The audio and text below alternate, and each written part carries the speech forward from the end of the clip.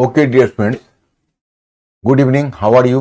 Sorry for getting 5 minutes late due to some technical problem. तो हम लोगों ने कल जहां छोड़ा था वहीं से आगे बढ़ना है और आप जानते हो कि आपका पार्ट 2 समाप्त हो गया। अब आप पार्ट 3 में आ रहे हो। फिर एक बार हम फार्मूला पर बात करेंगे, लेकिन चलते हैं अब जाते हुए पार्ट 2 का 5 क्वेश्चंस कवर करते हैं और फिर कल्चर के क्वेश्चन हैं। कल आर्किटेक्चर वाले में थोड़ी सी आपको परेशानी हो गई थी। आज मैं उम्मीद करता हूं you will be much better. तो चलिए हम पहला क्वेश्चन रखते हैं। निम्नलिखित कथनों में से कौन सा कथन सत्य है? आपका पहला क्वेश्चन है, निम्नलिखित कथनों में से कौन सा कथन सत्य है? पॉइंट 1, मंदिर निर्माण की दृष्टि से गुप्त काल को क्लासिकल युग माना जाता है। पॉइंट फर्स्ट है। पॉइंट 2, स्थापत्य की द्रविड़ शैली की शुरुआत चोलों के अधीन हुई। जैसे पॉइंट फर्स्ट में कहा गया कि मंदिर निर्माण की दृष्टि से गुप्त काल को क्लासिकल युग माना जाता है। रीजनिंग पॉइंट नंबर 2 है, स्थापत्य की द्रविड़ शैली की शुरुआत चोलों के अधीन हुई। मीन्स की Gupta period is suppose to be a classical age from the view point of temple construction. और point 2, from the view point of architecture, Dravida style of architecture, Chola period is supposed to have a starting point of Dravida style of architecture. Choice A केवल एक, choice B केवल दो, choice सी एक दो, choice D दोनों में से कोई नहीं। मुझे थोड़ा सा इस बात का दुख है कि इस क्वेश्चन में आप फंस जाओगे, क्योंकि बहुत बारीक क्वेश्चन है। इसको निकालना थोड़ा आपके लिए मुश्किल होगा। मुझे अफसोस भी हो रहा है कि मैंने क्यों इतना डिफिकल्ट क्वेश्चन सेट कर दिया, लेकिन चलिए एक बार ट्राई करके देखिए, अगर कहीं निकल गया तो।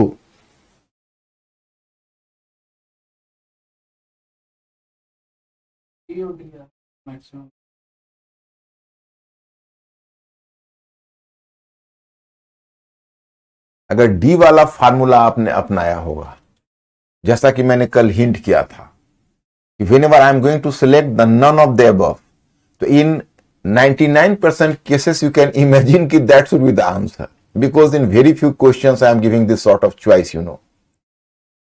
तो इस हिसाबन दोनों में से कोई नहीं उत्तर इसलिए है कि देखिए, जो गुप्ता पीरियड है, मैं आपको बता दूं, गुप्ता पीरियड रॉक का टेम्पल जिसमें आपको अजंता है, ओके, और उदयगिरी का वाराह मंदिर भी ले सकते हो जो पहले से शुरू हुआ है, और चित्रकला है, मूर्ति कला है, उसके पॉइंट ऑफ व्यू से उसको क्लासिकल एज माना जाता है।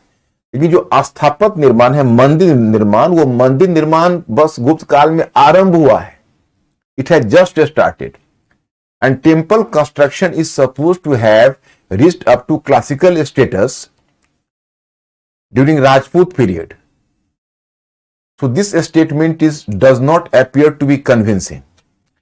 और दूसरा स्टेटमेंट है कि स्थापत्य की द्रविड़ शैली की शुरुआत चोलों के अधीन हुई। आप ही बताओ, हम लोगों ने क्या पढ़ा हुआ है? मैंने आपको क्या पढ़ाया हुआ है कि द्रविड़ शैली की शुरुआत पल्लवों के काल से हुई। अब याद करो, पल्लवों के बाद चोला आता है। इस हिसाब से आपका उत्तर होना चाहिए डी। तो आपने इसको करेक्ट, कितने लोगों ने डी किया होगा मिस्टर अंकुर, है ना? क्वेश्चन नंबर 2, भगवान बुद्ध ने भोग विलास तथा शरीर पीड़ा इन दोनों को ही चरम सीमा की इच्छाओं को कहकर उनकी निंदा की है। तो भगवान बुद्ध ने कर्म और पुनर्जन्म के सिद्धांत को स्वीकार किया। मतलब Buddha has denounced both excessive indulgence as well as physical penances, and then Buddha has accepted the principle of Karman and rebirth। ये दो स्टेटमेंट है। अब इसमें आपसे पूछा जा रहा है उपरोक्त कथनों में से कौन सा कथन सत्य है? चॉइस ए केवल एक, चॉइस बी केवल दो, चॉइस सी एक और दो, और चॉइस डी दोनों में से कोई नहीं, नन ऑफ द अबव।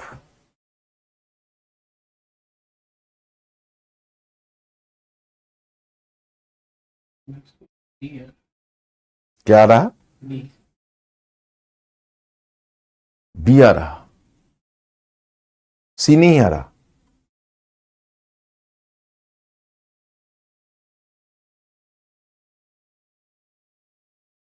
सी क्यों नहीं आ रहा? आप लोग सी क्यों नहीं कर रहे? एक बात बताइए, बुद्धा का क्या है? मध्यम मार्ग।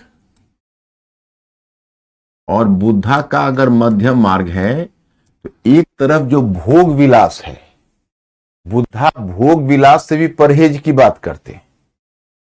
जो बुद्धा है वो Buddha is talking in terms of putting a check over too much indulgences. जो बुद्धा है वह भोग विलास की को भी रोकने की बात करते हैं, और दूसरी तरफ बुद्धा शारीरिक पीड़ा को भी रोकने की बात करते हैं। तो दोनों में से एक मिडल पाथ को लेकर चलना पड़ेगा। बुद्ध का जो बेसिक प्रिंसिपल है वह प्रिंसिपल दोनों में से एक मिडल पाथ लेकर चलना होगा। तो इस पर आप जरा सा गौर करिए। तो मध्यम मार्ग है, और भगवान बुद्ध ने कर्म और पुनर्जन्म के सिद्धांत को स्वीकार किया। तो दोनों बातें यहां पर लागू हो जाएगी। एक तरफ बुद्ध ने कर्म और पुनर्जन्म के सिद्धांत को स्वीकार किया, इसलिए आपका उत्तर आएगा यहां सी 1 और 2। क्वेश्चन नंबर 3, षड दर्शन में से एक न्याय दर्शन का प्रतिपादक निम्नलिखित में से किसे माना जाता? यानी which one is supposed to have propounded the philosophy, the Nyaya philosophy? Choice A Ulukanad, choice B Patanjali, choice C Akshapada Gautama, और choice D Kapil. Be fast.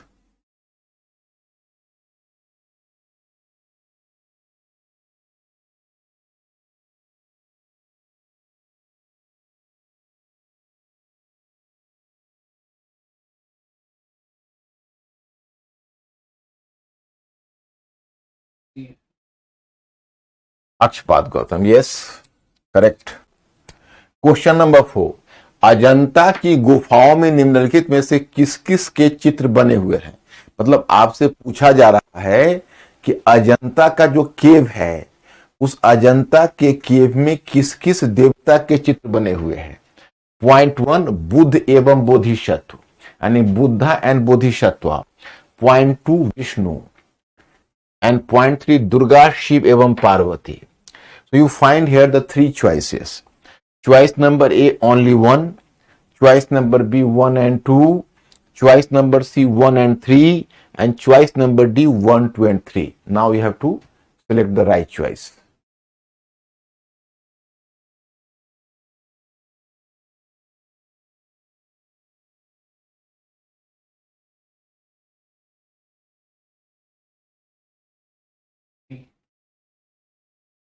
Oh oh my students, क्या हो गया आजकल तुम लोगों को? तुम लोग कितना बढ़िया परफॉर्मेंस कर रहे थे, थोड़ा सा आप डाइवर्टेड हो जाती हो क्वेश्चन में। एक बात बताओ हमें कि आपको मैंने पहले ही बताया कि अजंता, एलोरा और बादामी, तीनों के बारे में मैंने बताया, तो बताया था कि नहीं? मैंने बताया था कि अजंता केवल बुद्धिज्म से एसोसिएटेड है। आपको याद होगा, मैंने क्वेश्चन भी आपको किया था, यहीं पर करवाया हुआ था। दूसरा मैंने बताया था, मैंने आपको कहा था कि भाई आप जो बादामी है और एलोरा है, तो बादामी एलोरा में बौद्ध पंथ, ब्राह्मण पंथ, जैन पंथ, ये तीनों को ले लो आप। एलोरा में तीनों है। यहां पर आपसे पूछा जा रहा है बुद्ध और बोधिसत्व, ये तो करेक्ट हो गया, लेकिन विष्णु, दुर्गा, शिव और पार्वती, इसको अगर आप अजंता में करते हो तो ये गलत हो गया है। आपका उत्तर होना चाहिए ए, केवल एक। कोई एक किया है कि नहीं? ये था। तो थोड़ा सा मैं स्टूडेंट्स, आप थोड़ा कॉन्शियस बन जाओ। आप एंशिएंट, मेडिएवल और कल्चर में आपका कॉन्सेप्ट क्लियर है, बस थोड़ा सा रिवीजन। और जैसा कि मैंने कहा है, प्रत्येक दिन 20-25 मिनट की बौद्धिक जुगाली, वही आपकी दिमागी क्षमता को भी बढ़ाएगा और बहुत बढ़िया सब कुछ याद हो जाएगा। पॉइंट नंबर 5, निम्नलिखित युग्मों में से कौन सा एक भारतीय षड दर्शन का भाग नहीं है? Which one of is the not part of sixth philosophy? मीमांसा और वेदांत, न्याय और वैशेषिक, लोकायत और कापालिक, सांख्य और योग। जल्दी करिए।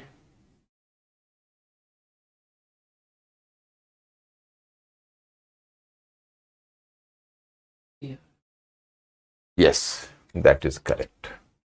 तो चलिए मैं स्टूडेंट्स, अब आप लोग पार्ट 2 को थोड़ा सा रिवाइज करते हुए फिर हम लोग पार्ट 3 में चलते हैं और पार्ट 3 वाले काम को कवर करते हैं। तो सबसे पहले हम क्या करते हैं इसको देखिए। पहले हम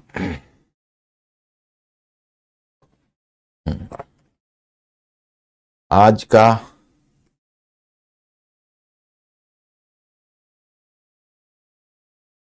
ये प्राचीन भारत के अध्ययन के सूत्र हटाया क्यों नहीं?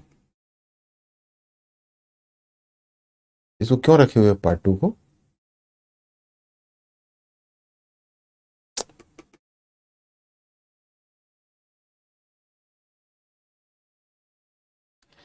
अब सबसे पहले जिस पार्ट को हम लोग करने जा रहे हैं वो पार्ट है, मैं आपको बता दूं, पार्ट 3 है। और पार्ट 3 में आप करने जा रहे हो सल्तनत काल। सल्तनत काल, इसका टाइम पीरियड है 1200 टू 1526 और मुगल काल यानी 1526 ऑनवर्ड्स, 1526 के पश्चात, यही 2 काल है। ओके, अब मैं यहां पर आपको यह बताना चाहता कि ये 2 काल में, सल्तनत काल और मुगल काल, इसमें जैसे हमने पार्ट 2 में, चूंकि आज आप पार्ट 3 में आ गए, तो पार्ट 2 में हमने कौन सा फार्मूला अपनाया था आपको याद होगा। पार्ट 2 में हमने, चूंकि आपको तो जानते हो कि हमें परिवर्तन से पढ़ना है। अब एक्चुअली हुआ क्या है कि आज या कल थोड़ी सी क्वेश्चन आपको गलत हो गया। आप बिल्कुल इस बात को लेकर घबराना मत, आत्म परीक्षण करना, क्योंकि तुमने चेंजेज का ज्ञान प्राप्त किया है। अब जैसे कला है तो कला को मौर्य काल से पकड़ो और लास्ट तक जोड़ के देखो, उस पर थोड़ा सा उसको लिंक करके आपस में सोचो, गुत्थियां सुलझ जाएंगी। जैसे मैं उदाहरण बताता हूं, आपने अलग स्थापत्य कला का विकास देखा, मूर्ति कला का विकास देखा, चित्रकला का विकास देखा। तो बादामी का विकास चालुक्यों के अधीन हुआ है, ओके, और एलोरा का विकास राष्ट्रकूटों के अधीन हुआ है। अजंता का विकास बहुत सारे डायनेस्टीज के अंदर हुआ है, जिसमें गुप्ता भी है। तो अजंता एक ऐसी जगह है जहां जिसका संबंध बुद्धिज्म से है। बाकी जो बादामी है और एलोरा है उसका बुद्धिज्म, ब्राह्मणिज्म, जैनिज्म तीनों से है। तो क्वेश्चन अगर उस फॉर्मेट में आता है तो उस क्वेश्चन को उसी फॉर्मेट में डील करना पड़ेगा। यहां पर आपने जैसे सल्तनत काल देखा, सल्तनत काल के बाद आप मुगल काल देख रहे हो। तो अब इसमें जैसे मैंने आपको बताया कि हम लोग एक तरीका के हिसाब से पढ़ेंगे तो जरूर सफलता मिलेगी। जैसे आपने पार्ट 2 में कैसे उसको पढ़ा था, तो चेंजेज या परिवर्तन के माध्यम से पढ़ा। तो चलिए हम पार्ट 3 में भी वही फार्मूला अपनाते हैं, राजनीतिक। और राजनीतिक में आप जानते ही हो कि हम 2 पार्ट कवर करते हैं। एक पार्ट कवर करते हैं जिसको कहते हैं राजनीतिक विस्तार, जिसमें राज्य, साम्राज्य, राजवंश और शासक, जो मैंने पीछे आपको बताया वही फार्मूला काम करता है। जैसे यहां पर मैं आपको बता दूं, राजनीतिक विस्तार, राज्य, साम्राज्य और राजवंश। उसके बाद आप आते हो प्रशासन पर। तो जो मैंने, देखो ये वही फार्मूला है, कोई नई चीज नहीं है। जैसे राजनीतिक में राज्य, साम्राज्य, दूसरा में प्रशासन पर आए, आर्थिक में कृषि, उद्योग, व्यापार, मुद्राएं और नगरीकरण, सामाजिक में समाज, क्षैतिज और लंबवत विभाग, महिलाओं की स्थिति, और सांस्कृतिक में भक्ति एवं सूफी, भाषा, साहित्य, स्थापत्य कला, चित्रकला और संगीत। तो ये जो सांस्कृतिक वाला पार्ट है, ये हम लोग को कल्चर पार्ट करना है। तो सांस्कृतिक वाला पार्ट मुख्य परीक्षा, देखो अब पार्ट 2 तुम्हारा मुख्य परीक्षा के पॉइंट ऑफ व्यू से भी ज्यादा इंपॉर्टेंट है। पार्ट 3 प्रीलिम्स के पॉइंट ऑफ व्यू से इक्वल, मतलब लगभग बराबर है, लेकिन मेंस पॉइंट ऑफ व्यू से पार्ट 2 ज्यादा इंपॉर्टेंट था। लेकिन जो पार्ट 3 है यह भी है, इससे भी क्वेश्चन होते हैं मेंस के। तो आपको जैसे भक्ति, सूफी पर भी क्वेश्चन 2 बार पूछ चुका है, 2 नहीं 3 बार क्वेश्चन पूछ चुका है। भाषा और साहित्य पर देखोगे तो भाषा और साहित्य पर क्वेश्चन हो रहा है। तो भक्ति और सूफी, भाषा और साहित्य, स्थापत्य कला, चित्रकला, संगीत कला। इसमें जो सांस्कृतिक वाला पक्ष आप देख रहे हो, कल्चरल, तो कल्चरल वाला जो फैक्टर है, इसमें हमको प्रीलिम्स और मेंस दोनों कवर करना है। लेकिन जो राजनीतिक है, प्रशासन है, अर्थव्यवस्था है, समाज है, ये हम प्रीलिम्स के लिए कवर करेंगे। लेकिन साथ ही इन बातों से थोड़ी सी कल्चर की समझ भी हमारी विकसित होती है। इसको अगर हम कल्चर से जोड़ते हैं तो हमारी तस्वीर ज्यादा क्लियर होती है। ओके, अब यहां पर हम आगे बढ़ते हैं। तो वही मैंने बताया, तो परिवर्तन को रेखांकित करना है राज्य, साम्राज्य, राजवंश और शासक, प्रशासनिक संरचना, आर्थिक, शिल्प, उद्योग, व्यापार, मौद्रिक लेन देन तथा नगरीकरण, सामाजिक, वर्ण एवं जाति, महिलाओं, शूद्रों, अछूतों की दशा और सांस्कृतिक, धर्म, दर्शन, भाषा, साहित्य, कला, स्थापत्य कला। ये तो सेकेंड पार्ट का है, उसको तो मध्यकालीन राजनीतिक विस्तार। इसमें मूर्ति कला इसमें नहीं होगा, चित्रकला होगा और स्थापत्य कला होगा और चित्रकला होगा। अब देखिए, मैं आपको पहले एक कहानी बताता हूं। अब एक कहानी पहले आप सुनिए, फिर हम लोग हिंदुस्तान पर आएंगे। देखिए, मतलब of what happened even outside, no light is already there. अब now my friends, we have to start from here and जैसे यह है अरब क्षेत्र, ध्यान कर लीजिए, यह है अरब क्षेत्र। कौन सा क्षेत्र है? यह है अरब क्षेत्र। अरब क्षेत्र पर हम नजर डालेंगे तो इसको हम कैसे ईयर मार्क करेंगे? तो अरब क्षेत्र में है कि एक तरफ से आप दक्षिण में जाएंगे तो अरब सागर, बाएं भाग में जाएंगे, लेफ्ट हैंड को जाएंगे तो लाल सागर, राइट हैंड को जाएंगे तो पर्शियन गल्फ, मतलब इसको बोलते हैं फारस की खाड़ी। तो लेफ्ट हैंड लाल सागर, राइट हैंड फारस की खाड़ी, और जो दक्षिण की तरफ जाएंगे तो दक्षिण की तरफ जो भाग है उसको कहते हैं अरब सागर। तो ये तीनों के बीच का जो भूभाग है वो भूभाग कहलाता है अरब क्षेत्र। अरब क्षेत्र एक मरुस्थलीय क्षेत्र था, कृषि के विकास के दृष्टिकोण से विकसित नहीं था। From the view point of agriculture it was not developed. और इसमें विभिन्न जनजातियां रहती थी। जो रेड आप देख रहा है, आपको ये जगह है अरब का, इसमें विभिन्न जनजातियां रहती थी, विभिन्न जनजातियां। ये क्षेत्र आप देख रहे हो, ये अरब का है, इसमें विभिन्न जनजातियां रहती थी और ये जनजातियां कहलाते थे बेदुइन। इनके लिए एक टर्म आता था बेदुइन, इन जनजातियां। और ये बेदुइन कहते थे जनजातीय को, ट्राइब्स को। ट्राइब्स जो है, जो अभी पूरी तरह से विभाजित समाज नहीं है, और उसमें बहुत सारी जनजातियां थी जिसमें अलग अलग नाम थे। तो इन्हीं जनजातियां के, इन जनजातियों के बीच आपस में संघर्ष होता रहता था। और चूंकि यह क्षेत्र कृषि की दृष्टि से उपयुक्त नहीं था, इस क्षेत्र में व्यापार को विशेष महत्व प्राप्त था। You will just come to realize that कि from the view point of trade this region was much important, क्योंकि यहां पर व्यापार की स्थिति बड़ी अच्छी थी। यहां पर आप देखोगे तो इसी में पहले मक्का है, फिर मदीना है, और व्यापार यहां से लाल सागर होके थोड़ा सा भूभाग था, क्योंकि उस समय सुएज नहर नहीं था। सुएज नहर तो 19वीं सेंचुरी में बना है, आपको पता है, मैंने बताया हुआ है। तो सीधे ये लाल सागर भूमध्य सागर से जुड़ता था। तो ये जो व्यापार जनजातियां थी, वो व्यापार में लिप्त रहती थी।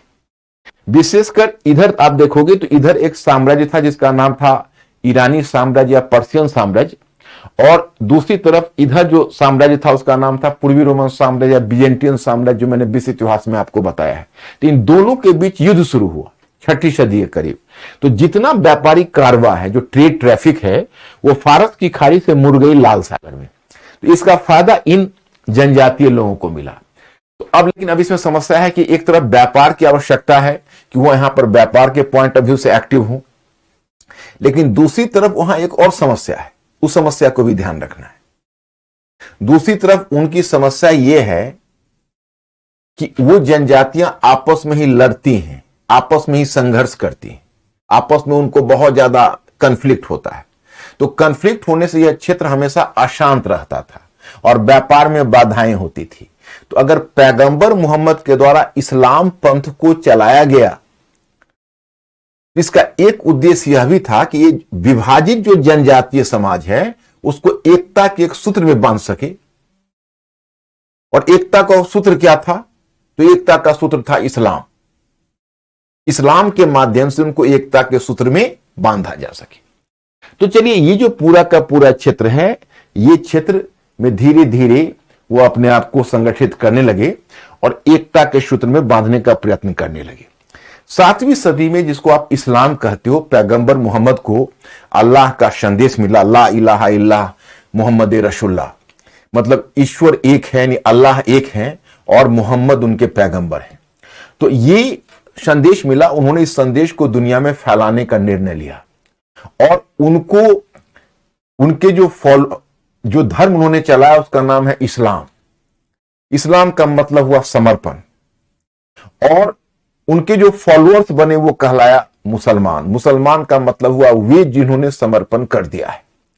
तो धीरे धीरे क्या हुआ, अब मैं यहां पर एक चीज बताता हूं। जो मक्का के आसपास आप देखोगे तो यहां पर चूंकि बहुत सारी जनजातियां बसती थी, तो अधिकांश जनजातियां मूर्ति पूजक थी।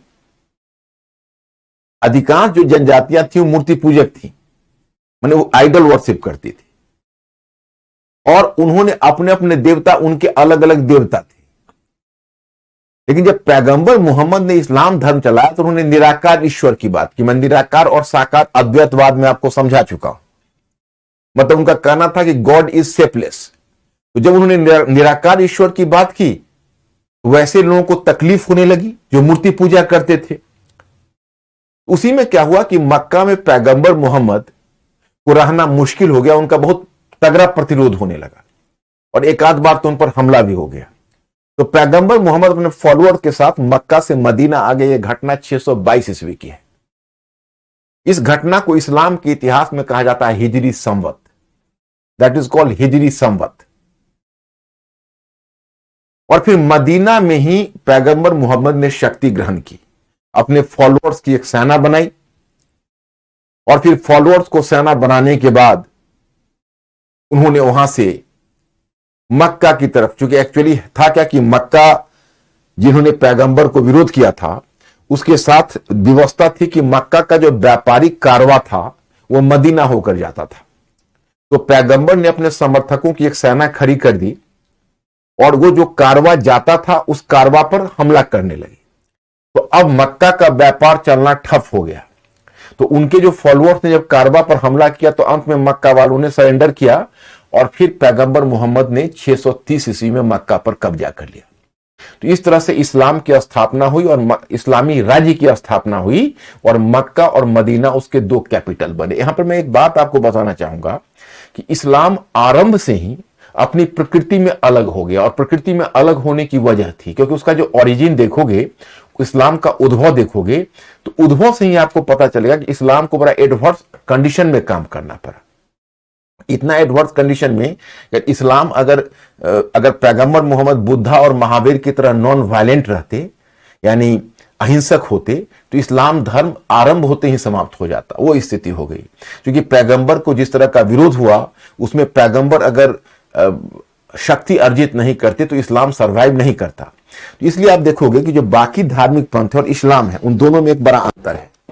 जो बाकी धार्मिक पंथ है, उन धार्मिक पंथ के बारे में आप यह जानोगे कि जो अन्य धार्मिक पंथ है उसके विषय में कहा जाता है कि अन्य धार्मिक पंथों में जो धार्मिक शक्ति है, आध्यात्मिक या धार्मिक नेतृत्व है, वह एक निकाय में होता है और जो राजनीतिक शक्ति होती है, पॉलिटिकल पावर, दैट ले in another entity. But in Islam you will find an exception because the political leadership and religious leadership both were combined into a single person. And who was that person? Prophet Muhammad. मतलब क्या, इस्लाम की एक विशेषता यह है कि उसमें जो राजनीतिक शक्ति और धार्मिक शक्ति है, वो राजनीतिक और धार्मिक शक्ति दोनों एक ही व्यक्ति में निहित हो गई और वह व्यक्ति कोई और नहीं थे, वो व्यक्ति थे पैगंबर मोहम्मद। इस तरह से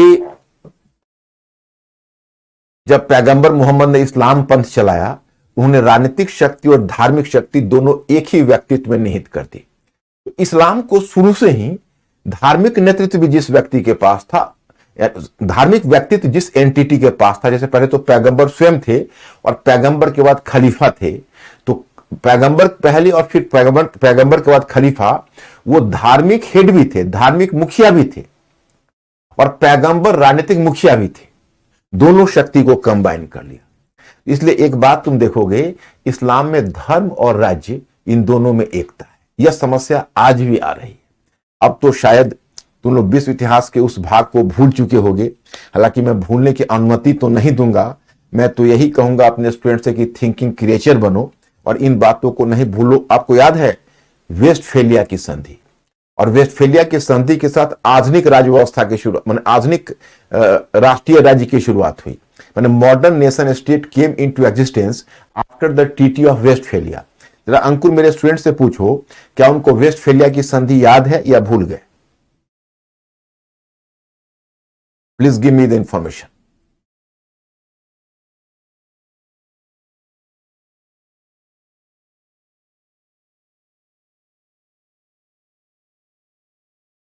यस, गुड।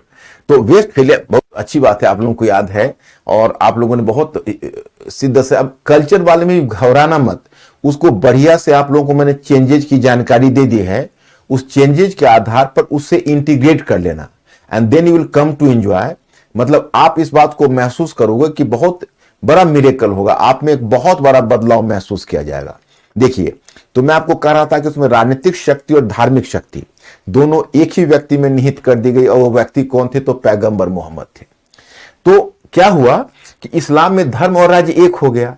तो जो अब हुआ ऐसा कि सेकेंड वर्ल्ड, मतलब अब आप मान के चलिए कि पहले तो यूरोप में वेस्टफेलिया मॉडल ऑफ नेशन आया, जिसमें एक निश्चित भौगोलिक सीमा के आधार पर राष्ट्र की अवधारणा थी, ओके, और राष्ट्र के अपने कुछ नियम होते थे। तो जब एशियाई अफ्रीकी देशों में को स्वतंत्रता मिली, तो उन्होंने भी राष्ट्रीय राज्य की वही अवधारणा अपना ली जो वेस्टफेलिया की संधि में थी।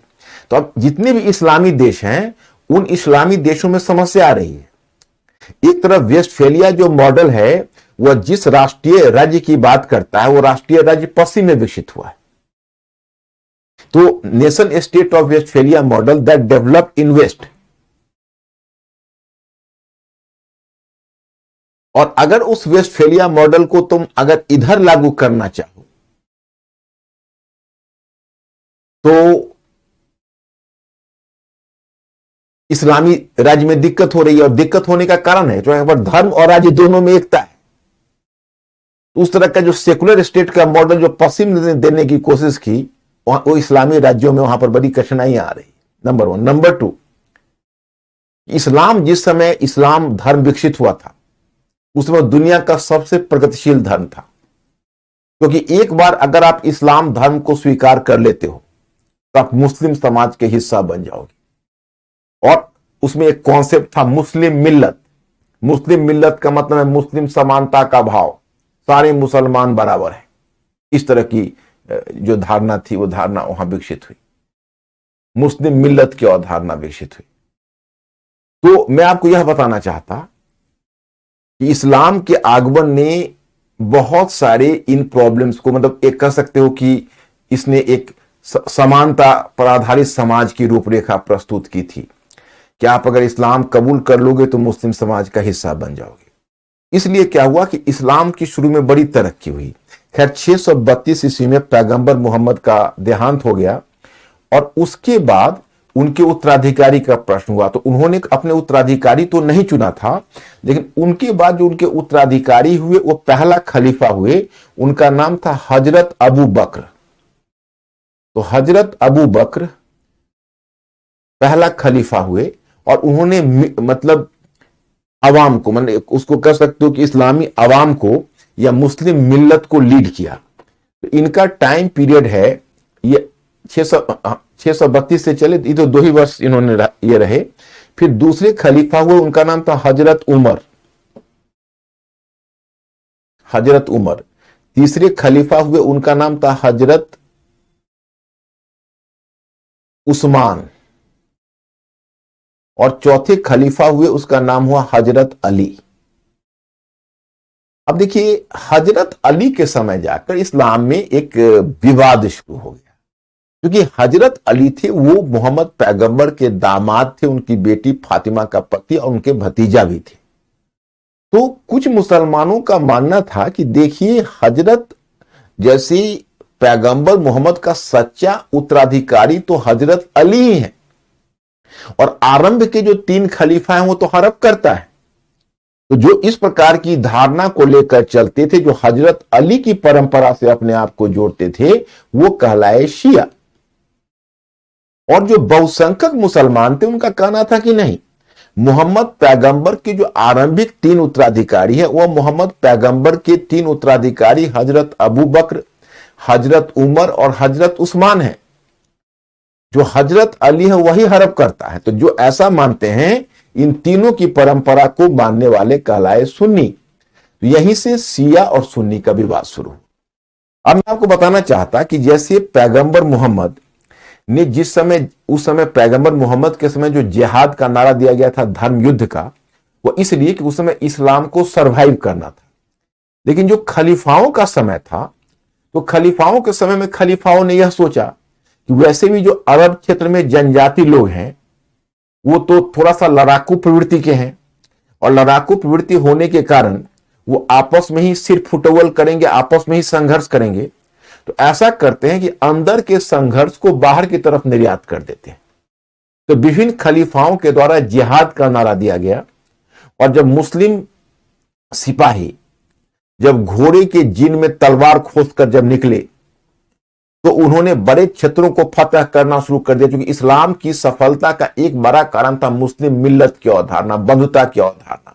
जितने भी एबल बडीड थे, जो भी शरीर से सक्षम थे, वो सेना में भर्ती हो सकते थे। तो जब इस्लाम की तरक्की हुई, तो पैगंबर मोहम्मद के देहावसान के 8 वर्षों के अंदर ही इस्लाम ने मिस्र को और सीरिया को, ये 2 क्षेत्र है, मिस्र और सीरिया को इस्लाम ने जीत लिया। तो पहले 8 वर्षों के अंदर ही, पैगंबर के देहावसान के 8 वर्षों के अंदर ही इस्लाम की सेना ने खलीफा उमर के समय सीरिया और मिस्र को जीत लिया। तो वहां पर एक दूसरी समस्या उत्पन्न हुई, जिसे मैं अभी आपको समझाता हूं कि जजिया टैक्स का कॉन्सेप्ट क्या है। मेंटली अलर्ट हो आप लोग, थोड़ा मेंटली अलर्ट हो जाओ। मैं जजिया टैक्स का कॉन्सेप्ट आपको समझा रहा हूं। थोड़ा सा मैं इस्लाम के बारे में फाउंडेशनल नॉलेज आपको दे देता हूं। एक्चुअली हुआ ऐसा कि मतलब, अब मेरी तरफ से थोड़ा इस डोर को अंकुर, सो दैट की विल टॉलरेबल है तुम लोगों के लिए। रवि, अरे ओके, थोड़ा सा पूरा लगता तो नहीं, ठीक है। तो मैं बता रहा था कि जैसे इस्लाम में पैगंबर मोहम्मद ने जो होली कुरान है उसमें लिखा, लेकिन उन्होंने कुछ बातों को स्पष्ट नहीं किया था। जिसमें एक बात यह थी कि लिखा गया था कि जो गैर मुसलमान है उनके लिए काफिर शब्द का प्रयोग किया गया, और काफिरों से अपेक्षा की गई कि वे इस्लाम धर्म को कबूल कर ले। तो बाद में क्या हुआ कि पैगंबर मोहम्मद ने ऐसा इसलिए कहा कि उनको लगा कि इस्लाम एक सच्चा धर्म है, और अगर लोग इससे वाकिफ हो जाएंगे और सच्चे ढंग से उन्हें अगर लोगों तक पहुंचा दिया जाए, तो लोग संभवतः इसको स्वीकार कर लेंगे।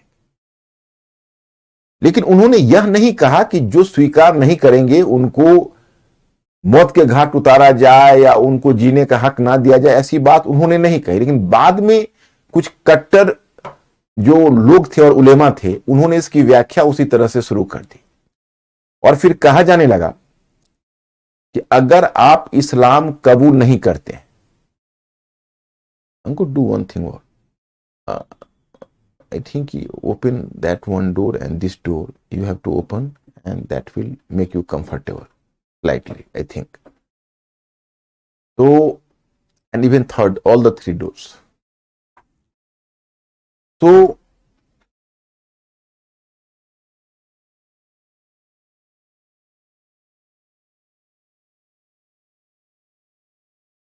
एंड तो उन्होंने इस तरह की बातें रखी।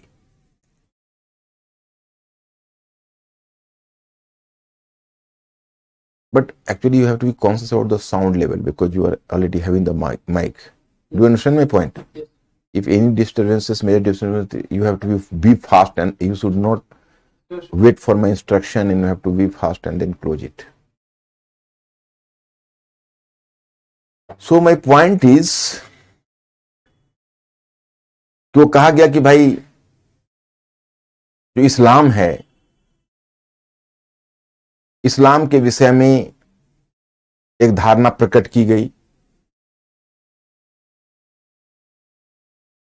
तो बाद में जो कुछ कट्टर उलेमा थे उन्होंने घोषित किया कि देखिए, अगर आप इस्लाम कबूल नहीं करते तो आप काफिर हैं, और काफिर को विकल्प दिया जाना चाहिए इस्लाम अथवा मृत्यु का। मतलब कि अगर आप इस्लाम कबूल नहीं करते हैं तो आप मृत्यु का वर्ण कर लीजिए, दूसरा कोई रास्ता नहीं। तो अब तक तो जहां पर वो फैले हुए थे सब मुसलमान ही थे, लेकिन जब सीरिया और मिस्र पर उन्होंने कब्जा किया तो पहली बार उनका सामना एक ऐसे समुदाय से हुआ जहां पर एक अच्छी खासी यहूदी जनसंख्या थी और ईसाई जनसंख्या थी, इस सीरिया में भी और मिस्र में भी। तो अब सवाल उठता है, अब क्या किया जाए?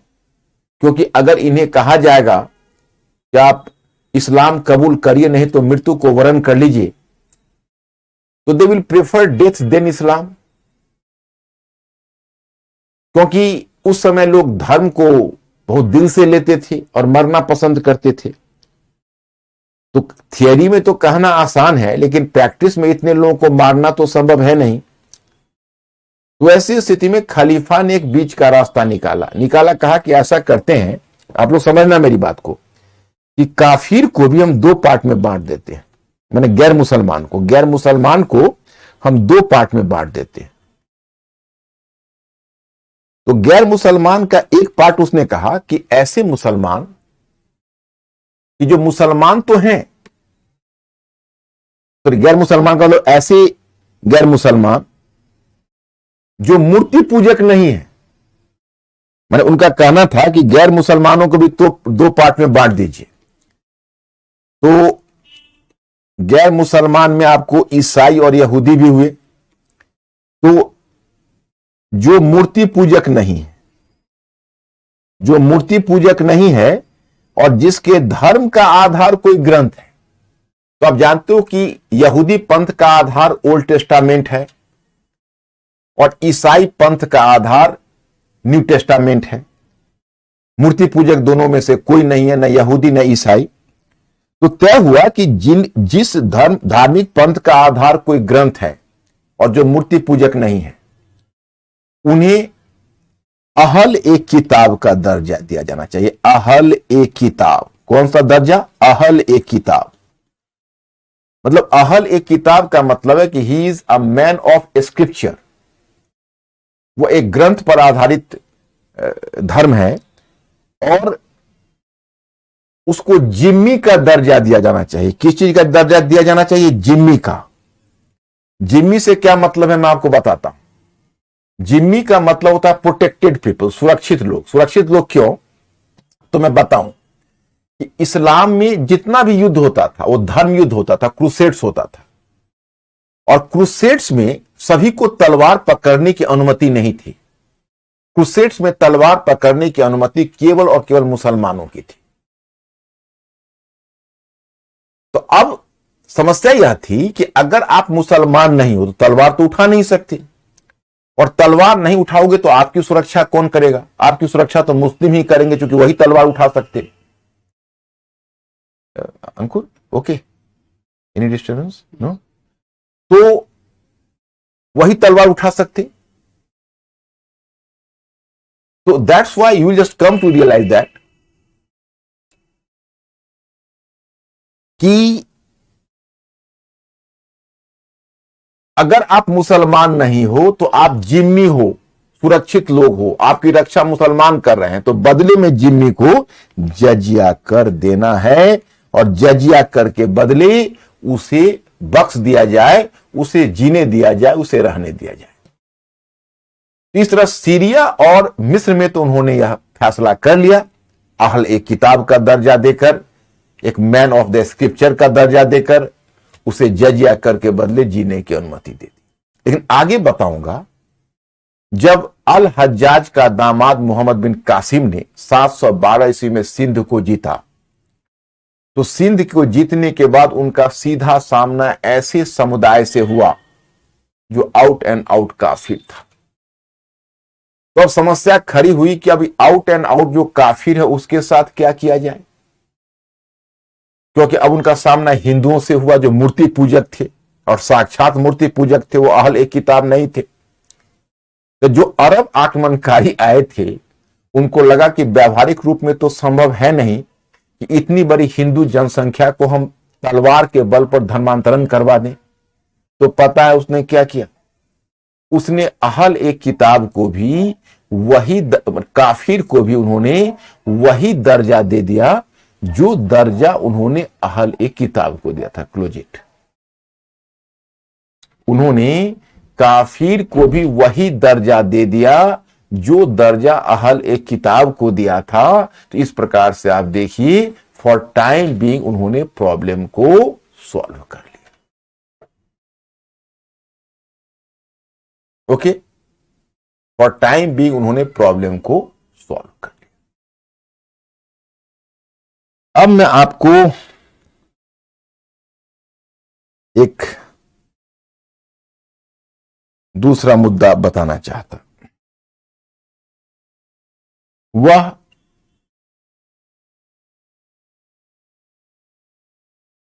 तो हो गया काफिर और अहले किताब का। अब मैं थोड़ा सा आपको एक दूसरी तरफ ले जाना चाहता। अब देखिए, इस तरह अब सीरिया और मिस्र में इस्लाम का प्रसार हुआ, फिर इस्लाम की सेना ने ईरान को जीत लिया, इराक को जीत लिया, फिर इस्लाम की सेना पहुंच गई मध्य एशिया। इस्लाम की सेना जो मध्य एशिया पहुंच गई, वो मध्य एशिया में तुर्क ओरिजिनल मुसलमान नहीं है, तुर्क जनजाति थे, और कहां के थे, तो सेंट्रल एशिया के थे। आज का जो हमारा पाठक है, हमारा श्रोता है, वह मुसलमान और मुसलमान के बीच का फासला भी नहीं समझ पा रहा है। उसको लग रहा है सारे मुस्लिम समुदाय एक, ऐसा नहीं हुआ। वर्ल्ड में इस्लाम अलग अलग गया, अलग अलग क्षेत्र में गया, और अलग अलग समय में गया। मैं आपको बताऊं, जैसे पहले हम आते हैं जो मुस्लिम खलीफा हुए, तो मैंने शुरू में आपको बताया, इसको आप ऐसे समझिए कि पहले आरंभ में मैंने आपको 4 खलीफा के बारे में बताया, अबू बकर, उमर, उस्मान और अली। ये 4 खलीफा निर्वाचित खलीफा कहे गए, और ये 4 खलीफाओं ने शासन किया 632 से 661 के बीच। उसके बाद क्या हुआ कि खलीफा का पद वंशानुगत हो गया, क्योंकि अंतिम खलीफा अली की हत्या हो गई, उनके पुत्र हसन और हुसैन की भी हत्या हो गई, और उन्हीं का ही एक गवर्नर था, सीरिया का गवर्नर, उसका नाम था मुआविया। तो मुआविया ने खलीफा के अगेंस्ट में विद्रोह कर दिया और अपने मुल्क की स्थापना कर ली थी सीरिया में, और फिर खलीफा के पद पर उसने कब्जा कर लिया था। उसके बाद खलीफा का पद सीरिया में वंशानुगत हो गया, और उन खलीफा का नाम पड़ा उमैया वंश का खलीफा। और उमैया वंश के खलीफा का जो काल है, उमैया वंश के खलीफा का जो काल है, वह काल है 661 से 750, और इनका सीट ऑफ पावर कहां था, सीरिया के दमिश्क में। ध्यान रखना, अब हो गया खलीफा का पद वंशानुगत, और इसका जो सीट ऑफ पावर है वह सीरिया के दमिश्क, सीरिया के दमिश्क। ओके, तो एक फैक्टर तो यह हुआ जिसे आप कहते हो सीरिया के दमिश्क में खलीफा का सीट ऑफ पावर हुआ। फिर आप दूसरा देखिए, तो यह हुआ उमैया वंश का खलीफा। उमैया वंश के खलीफा के बाद तब आपका आता है अब्बासी खलीफा।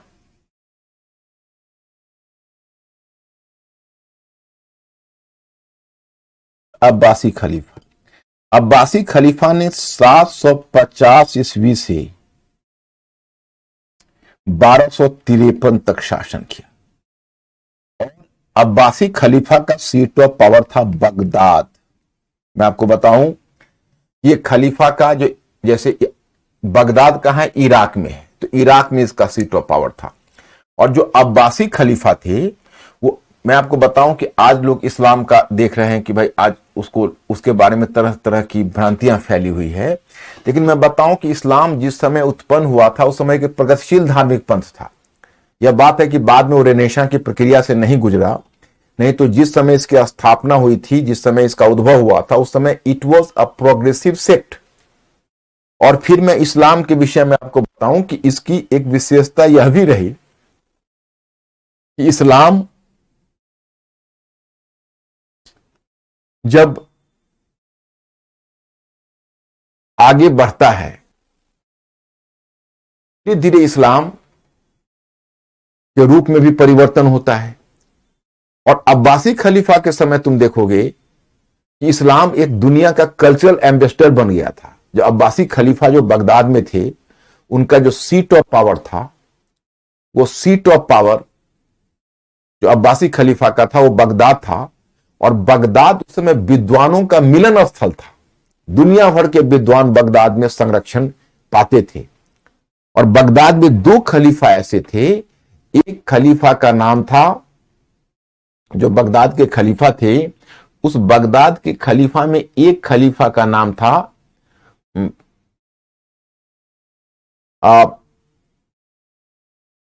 अल मोमीन, और दूसरे खलीफा का नाम था हारून उल रशीद। तो अल मोमीन और हारून उल रशीद जैसे जो खलीफा हुए, हारून उल रशीद, इन खलीफा के विषय में कहा जाता है कि विद्वानों के बहुत बड़े संरक्षक थे, बहुत बड़े संरक्षक थे अल मोमीन और हारून उल रशीद।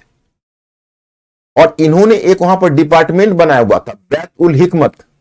बैत उल हिकमत, बैत उल हिकमत कहते थे अनुवाद विभाग को। अनुवाद विभाग इन्होंने बनाया हुआ था। दुनिया भर के जितने भी महत्वपूर्ण ग्रंथ हैं, हिंदुस्तान के संस्कृत के ग्रंथों का, यूरोप में प्राचीन यूनानी ग्रंथों का, रोमन ग्रंथों का, दुनिया के सभी महत्वपूर्ण ग्रंथों का इन्होंने अरबी में अनुवाद कराया था और ज्ञान को संरक्षण दिया था। मैं आपको बताऊं कि पूरब और पश्चिम के बीच इन्होंने सेतु का काम किया था, ब्रिज का काम किया था, और पूर्वी ज्ञान को पश्चिम में फैलाया था। जो मैंने वर्ल्ड हिस्ट्री में आपको यूरोपीय पुनर्जागरण पढ़ाया है, यूरोपीय पुनर्जागरण में इनका बहुत बड़ा योगदान था। और मैं बताऊं कि बगदाद में दुनिया का सबसे बड़ा लाइब्रेरी बना था, जिसमें दुनिया भर के महत्वपूर्ण ग्रंथों का अरबी अनुवाद उपलब्ध था। लेकिन एक जो घटना देखेंगे, इतनी दर्दनाक और शर्मनाक घटना है। उस समय मंगोल शक्ति का उद्भव हुआ था सेंट्रल एशिया में। तो जब मंगोल शक्ति का उद्भव हुआ तो उस समय मंगोलों को संगठित किया था Genghis Khan. Genghis Khan you can say. तो मंगोल शक्ति को चंगेज खान ने संगठित किया, और चंगेज खान का पोता था हलाकू खान, बड़ा लड़ाकू था। उसने बगदाद पर हमला किया, हलाकू खान ने, और खलीफा की निर्ममता पूर्वक हत्या कर दी। दिल दहलाने वाली घटना थी। और दुनिया की जो सबसे समृद्ध लाइब्रेरी थी उसमें आग लगा थी। दुनिया भर की पुस्तकें जलकर खाक हो गई। वह क्षति इतनी बड़ी क्षति है जिसकी पूर्ति नहीं हो सकती। एक समय था कि इस्लाम इतना बड़ा ज्ञान विज्ञान का संरक्षक था, कैन यू इमेजिन। तो यह हम देखते हैं कहीं ना कहीं अब्बासी खलीफा और उसका योगदान। अब अब्बासी खलीफा के बाद फिर क्या हुआ, 1253 में जब खलीफा की हत्या हो गई, तो खलीफा की हत्या के बाद फिर सीट ऑफ पावर पहुंच गया। सीट ऑफ पावर खलीफा का जो है वो पहुंच गया काहिरा। काहिरा कहते हैं मिस्र का, जिसको कैरो बोलते हो अंग्रेजी में, और काहिरा। तो काहिरा मिस्र में खलीफा का सीट ऑफ पावर हुआ और फिर आगे चलकर खलीफा का पद विवादास्पद हो गया, क्योंकि एक से अधिक खलीफा के पद पर क्लेम करने लगे। उधर स्पेन में उमैया वंश के खलीफा स्थापित हो गए, स्पेन के कार्डोवा में। इधर मिस्र में, यानी मिस्र में काहिरा में फातिमी वंश के खलीफा स्थापित थे, और फिर इराक में अब्बासी खलीफा के वंशज होने का दावा करने वाले खलीफा स्थापित हो गए। तो इस तरह से 3-3 खलीफा के सीट ऑफ पावर हो गया और बाद में कंफ्यूजन हो गया। अब मैं यहां पर एक और बात बताना चाहता हूं। जब इस्लाम का विस्तार हो रहा है तो इस्लाम विस्तार के क्रम में सेंट्रल एशिया पहुंचा। तो सेंट्रल एशिया जब इस्लाम विस्तार के क्रम में पहुंचा तो उसी में मध्य एशिया में जो तुर्क थे, तुर्कों की एक शाखा ने इस्लाम कबूल कर लिया और वो बन गए इस्लामीकृत तुर्क। तो मैं आपको बताऊं कि इस्लाम में जो जुझारूपन लाया है वह तुर्कों और मंगोलों ने। मतलब आप देखोगे कि कई बार जो लगता है कि भाई जो क्रूएल्टी है, जो नृशंसता है, जैसे आप कई जगहों पर बहुत चुभता है जब मुगलों में ही देखते हैं औरंगजेब। अब औरंगजेब के बारे में जब सुनते हैं कि भाई दारा सिकोह अपने ही बड़े भाई का गला काट कर और थाल में सजाकर अपने पिता शाहजहां को उपहार में भेजता है, तो ऐसा लगता है कि पता नहीं इतना क्रूर इंसान कैसे हो सकता है। तो ये जो क्रूरता आई है, ये क्रूरता आई है सेंट्रल एशियन क्रूएल्टी है। सेंट्रल एशिया में जो भी ट्राइब था, मैं आपको बताऊं कि इंडिया में तुर्क कोई सेंट्रल एशिया में पहले ट्राइब नहीं थे। सेंट्रल एशिया से ही इंडो ग्रीक्स आए थे, शक आए थे, कुषाण आए थे। लेकिन जब वो आए तो वो जनजाति थे, उनका अपना कोई स्पष्ट धार्मिक पंथ नहीं था। तो हिंदुस्तान में आने के बाद उन्होंने हिंदुस्तान के धर्म में जो धार्मिक पंथ प्रचलित थे, बौद्ध पंथ, ब्राह्मण पंथ, वैष्णव पंथ, शैव पंथ, उसे कबूल कर लिया और हिंदुस्तान के समाज में घुल मिल गए। आज की तारीख में अगर यह पता करने के लिए कहा जाए कि हम में से कौन शक है, कौन कुषाण है, कौन इंडो ग्रीक है, तो पता नहीं चलेगा, हमारे डीएनए में सभी है। अब देखो, संयोग देखो, तुर्क जिस समय हिंदुस्तान आए उससे थोड़ा पहले उन्होंने इस्लाम कबूल कर लिया था। तो इस्लाम कबूल कर लिया तो उनका एक स्थापित धार्मिक पंथ हो गया। जिस तरह से हिंदू धर्म अपने स्वरूप में एग्रेसिव था, हिंदू धर्म जैसे सर्वग्रासी था, एक स्थापित धार्मिक पंथ था, उसी प्रकार से इस्लाम था। और जब तुर्क लोग हिंदुस्तान की भूमि पर आएंगे तो तब तक उनके पास एक स्थापित धार्मिक पंथ था, तो उन्होंने हिंदू धर्म को कबूल नहीं किया। और हिंदू लोगों के पास भी एक स्थापित धार्मिक पंथ था, तो उन्होंने भी आसानी से इस्लाम को कबूल नहीं किया। तो मैं आपको बताऊं कि जहां कहीं भी मुस्लिम जनसंख्या गई वहां अल्पसंख्यक के रूप में मुस्लिम गए और शीघ्र ही बहुसंख्यक हो गए। हिंदुस्तान एक ऐसा अपवाद था जहां मुसलमान अल्पसंख्यक के रूप में गए और अल्पसंख्यक ही रह गए, उनको बहुसंख्यक का दर्जा नहीं मिल पाया। सॉरी, हिंदुस्तान एक ऐसा मुल्क था जहां मुसलमान अल्पसंख्यक के रूप में ही थे और अल्पसंख्यक ही रह गए, लेकिन बाकी जगहों पर इतने बड़े पैमाने पर धर्मांतरण कराया कि शीघ्र ही वे बहुसंख्यक हो गए। तो here I have to inform you कि इस तरह अगर सेंट्रल एशिया से तुर्क आए तो इन्हीं तुर्कों में था महमूद गजनी। जैसे मैं आपको बताऊं कि क्या होता था, वो चीज आपको समझ में आ जाएगी। जैसे देखिए, यहां पश्चिम एशिया में एक इस्लामी साम्राज्य था और उधर मध्य एशिया में तुर्क थे। तो तुर्क में पहले, इस्लाम कबूल करने से पहले की बात बता रहा हूं। इस्लाम कबूल करने से पहले जो तुर्क थे वो जनजाति थे, फिर धीरे धीरे वह इस क्षेत्र में आने लगे। माने दोनों बातें हुई, अचानक से नहीं आने लगे। जो मध्य एशिया के तुर्क थे वो लड़ाकू थे, जनजाति थे। तो पश्चिम एशिया का जो इस्लामी राज्य है, इस्लामी साम्राज्य, उस पर वो हमला करते थे प्राय। तो जो हमला यहां से आके जो जनजाति लोग करते थे, तो इस इस्लामी साम्राज्य के लिए तुर्की आक्रमण का सामना करना जीवन मरण का प्रश्न हो गया। It became a matter of survival for them. तो अब यही जो मैटर ऑफ सर्वाइवल उनके लिए हो गया, क्योंकि मध्य एशिया से जो तुर्क जनजाति है वो निरंतर उन पर हमले कर रहे थे। तो उसी क्रम में कुछ तुर्क ऐसे भी थे जो वहां से आकर इस्लाम धर्म को स्वेच्छा से कबूल करते और इस्लामी साम्राज्य के अंतर्गत वे अंगरक्षक का पद, सिपाही का पद, छोटे छोटे पद को कबूल करते और उनमें सैनिक प्रतिभा कूट कूट कर भरी हुई थी। तो सैनिक प्रतिभा के बल पर शीघ्रता से ऊपर उठते जाते। उसी इस्लामीकृत तुर्क में एक तुर्क था जिसका नाम था अलप्तगीन। वो अलप्तगीन भी एक दास के स्तर से ऊपर उठा था और अलप्तगीन बन गया था गजनी का गवर्नर। गजनी एक जगह सेंट्रल एशिया में था।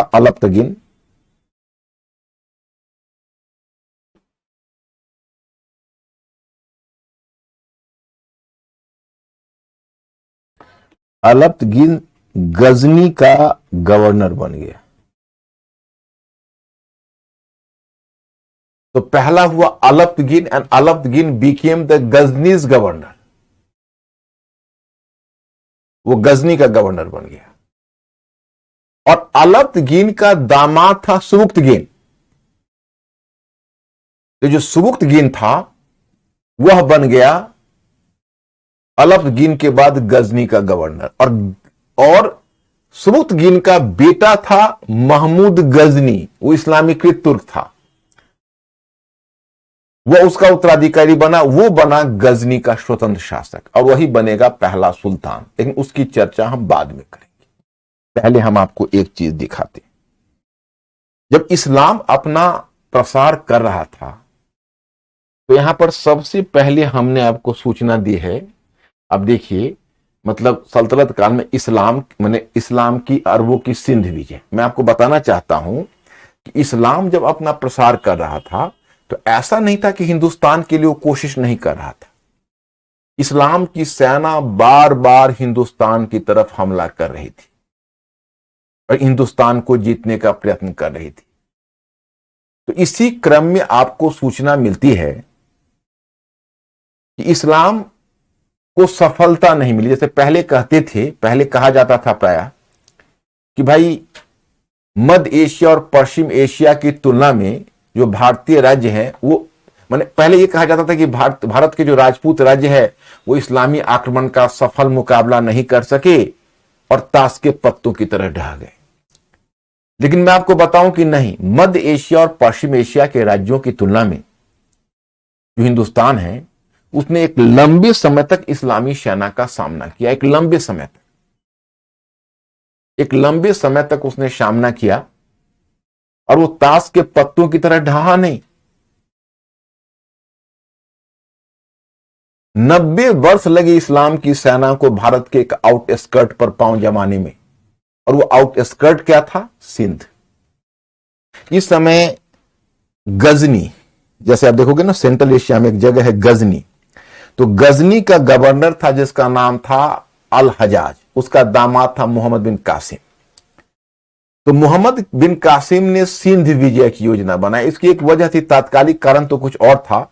श्रीलंका के शासक ने कुछ उपहार भेजा था खलीफा को, तो वही सिंध के पास से जब वो जहाज जा रहा था तो किसी समुद्री डाकू ने लूट लिया।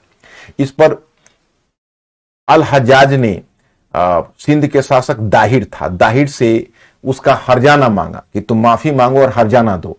तो दाहिर ने कहा कि यह हमारे भूभाग में नहीं लूटा गया है, यह हमारे भूभाग से बाहर समुद्र में, इसका हर्जाना हम नहीं देंगे। वही बना बेसिक एक्सक्यूज। और उसी एक्सक्यूज के आधार पर मोहम्मद बिन कासिम ने सिंध पर आक्रमण किया और 712 ईस्वी में उसने सिंध को जीत लिया। लेकिन सिंध को मोहम्मद बिन कासिम ने तो अवश्य जीता, लेकिन फिर भारत की भूमि पर उसे फैलने का मौका नहीं मिला। जैसे आप देखोगे कि सिंध को जीता, लेकिन सिंध को जीतने के बाद अब जो मोहम्मद बिन कासिम है, इसने यहां सिंध को जीता, लेकिन उसके बाद उधर बढ़ना चाहा तो इधर कश्मीर के शासक ललितादित्य ने रोक दिया, यहां चालुक शासक ने रोक दिया, यहां राष्ट्रकूट शासक ने रोक दिया। तो वो चारों तरफ से घिर गया। गुर्जर प्रतिहारों ने आगे रोक दिया। तो एक तरह से सिंध विजय करने के बाद जो इस्लाम की सेना है वो बहुत ही छोटे से क्षेत्र में सिमट कर रह गई और उसे विस्तार करने का मौका नहीं मिला। अब जो अगला विस्तार होगा वह तुर्कों के अधीन होगा। जो टर्क टर्क हैं, टर्कों के अधीन अगला विस्तार होने वाला है और हम लोग अगला विस्तार की चर्चा तुर्कों के अधीन करेंगे। आज मैं थोड़ा सा शॉर्ट, थोड़ा यहाँ पर कुछ टेक्निकल प्रॉब्लम है, इसलिए आज मैं थोड़ा आपके क्लास को पहले ऑफ कर रहा हूं। मैं फिर कल आपका क्लास लूंगा फ्राइडे को, तो आज मैं यही रुकता हूं। I will start tomorrow. Okay, thank you very much, see you.